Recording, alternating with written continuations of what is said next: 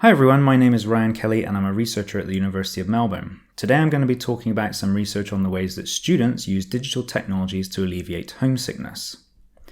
Homesickness refers to the distress that people experience when they feel separated from their home.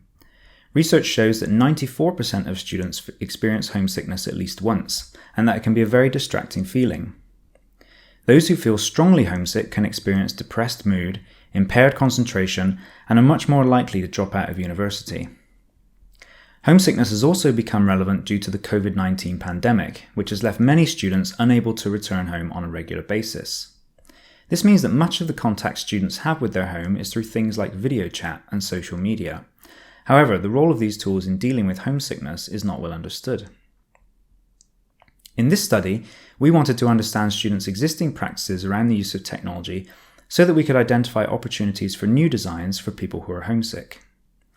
With this aim in mind, the main question we wanted to answer was, how do students use digital technologies to alleviate homesickness?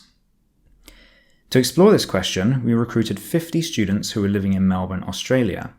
The students were from a range of cultures and all of them had moved away from home to attend university. In the study, each person completed a questionnaire and an in-depth interview, held over Zoom. 12 of the participants also completed a diary for 4 weeks, which involved writing about daily uses of technology and how this helped to deal with homesickness. Now, as a qualitative study, there's a lot of detail in the findings, so here I'm just going to focus on 2 of the main ideas from this paper. The first thing we found was that technologies are used to connect with a lot more than just people. It's worth noting that the students did talk extensively about connecting with friends, family, and even their pets through things like video chat and instant messaging. These technologies were helpful because they allowed students to acquire social contact and find support from others in times of distress. But technologies were used to feel connected with many other things from home as well. As an example, the students frequently talked about connecting with food and culture when they felt homesick. Many described craving the food from their homeland and missed the experience of eating with others. To replicate this feeling, the participants used platforms like YouTube to watch others eating the same food. This somehow helped to satisfy their cravings. Other participants discussed the importance of music and valued the way that platforms like Spotify give on-demand access to rare songs from their home. Listening to music helped people to feel a sense of homeliness and reminded them of where they had come from. There were also cases where music and videos were used for emotion regulation, which involves using technology to change how one is feeling. Another way technologies were used was for a connection with places. Again, this stresses that missing home is not just about people. One participant talked about using a live stream video to virtually visit her hometown in North Macedonia. This gave her a sense of presence and a feeling of actually being there at the remote site. Ideas around presence also emerged during discussions of social technologies like online games, which were mentioned as particularly helpful for alleviating homesickness. Some examples mentioned in this study included League of Legends and Animal Crossing. In these cases, it wasn't just the experience of playing the game that made people feel better, but rather the sense of being together with others in virtual space.